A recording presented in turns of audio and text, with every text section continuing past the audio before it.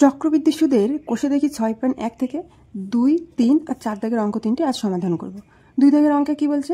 5,000 টাকার বার্ষিক 8% চক্রবৃদ্ধি সুদের হারে 3 বছরের সমূল চক্রবৃদ্ধি কত হবে তা নির্ণয় করি।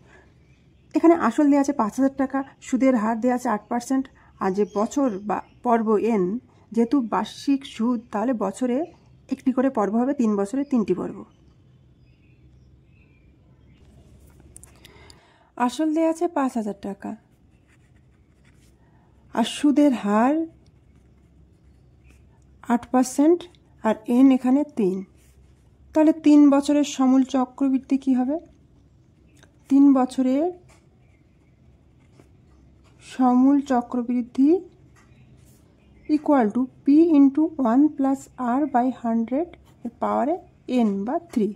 যেহেতু এখানে পর্ব 3 বা 3 বছরের বলছি তাই এখানে 3 লিখলাম। তাহলে আসল কত? আসল 5,000, 1 প্লাস r হলো কত? 8, আর নিচে 100, উপরে 3। এখান থেকে 5,000 বসালাম, আর এখানে উপরে হচ্ছে 108 আর নিচে 100, তার হোল কিউব। এবার 5,000 গুণ এই 108টাকে 3টে ভাগে ভাগ করলাম, যেহেতু কিউব আছে 108 বাই নিচে 3টে 100 গুণ হয়ে গেল।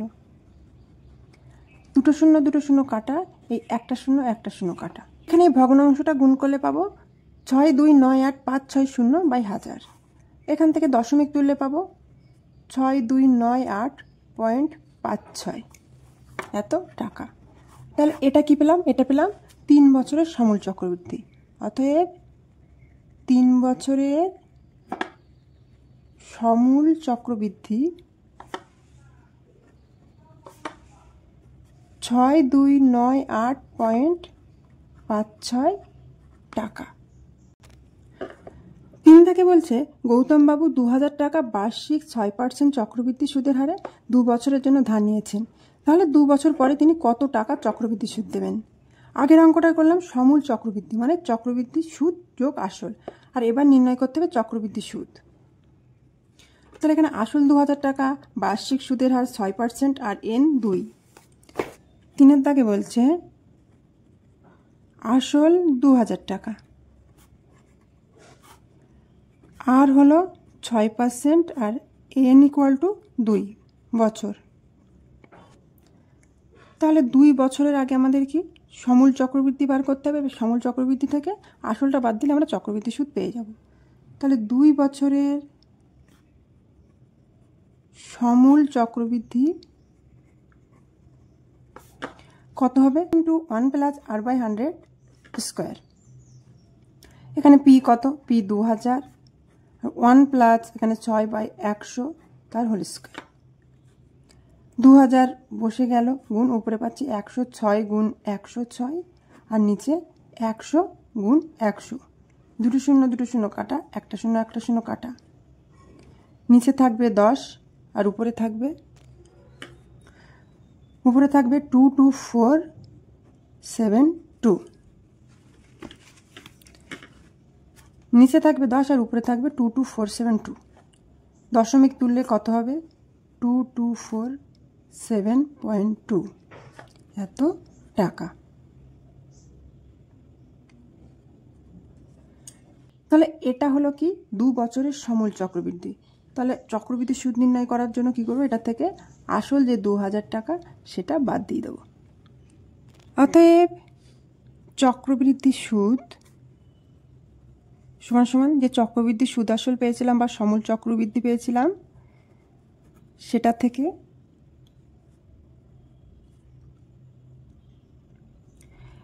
যে সমূল চক্রবৃদ্ধি পেয়েছিলাম সেটা থেকে আসলটা বাদ দিয়ে দেব, এত টাকা।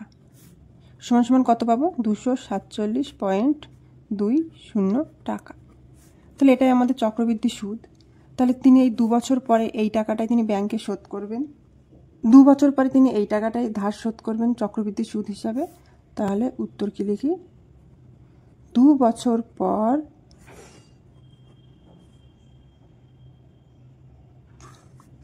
2 বছর বাদ তিনি 247 টাকা 20 পয়সা চক্রবৃদ্ধি সুদ দেবেন। 4 দাগের অঙ্কে বলছে 30,000 টাকার বার্ষিক 9% চক্রবৃদ্ধি সুদের হারে 3 বছরের চক্রবৃদ্ধি সুদ। এখানেও চক্রবৃদ্ধি সুদটা নির্ণয় করতে হবে। তাহলে এখানে আসল 30,000, আর হলো 9%, আর n ইকুয়াল টু 3 বছর। 4 দাগে আসল 30,000 টাকা, আর হলো 9%, আর n ইকুয়াল টু 3 বছর। তাহলে 3 বছরের সমূল চক্রবৃদ্ধি আগে বার করি। 3 বছরের সমূল চক্রবৃদ্ধি কত হবে? p into 1 plus r by 100 তার পাওয়ারে 3। p এখানে কত? 30,000 টাকা, আর 1 প্লাস 9 বাই 100 তার পাওয়ারে 3। 30,000 বসে গেল, গুণ উপরে পাচ্ছি 109 আর নিচে পাচ্ছি 100 তার হোল কিউব। তাহলে 30,000 গুণ উপরে 109 এর হোল কিউব রেখে দিলাম, আর নিচে 100 কিউবটাকে 3টে ভাগে ভাগ করলাম, মানে 100 কিউব মানে 3 বার 100 গুণ। এখানে 2 শূন্য 2 শূন্য কাটা, 2 শূন্য 2 শূন্য কাটা। উপরে পেলাম 3885087 আর নিচে 100। এখান থেকে শূন্য তুলে দশমিক বসালে কত পাবো? 38,850.87 টাকা। এটা পেলাম কি? এটা পেলাম 3 বছরের সমূল চক্রবৃদ্ধি।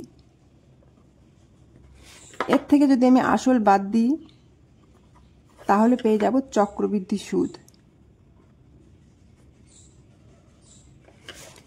তাহলে আমরা চক্রবৃদ্ধি সুদটা নির্ণয় করি। অতএব চক্রবৃদ্ধি সুদ ইকুয়াল টু যে সমূল চক্রবৃদ্ধি পেয়েছিলাম 38,850.87 মানে 0.87, তার থেকে আমি 30,000 বাদ দেব।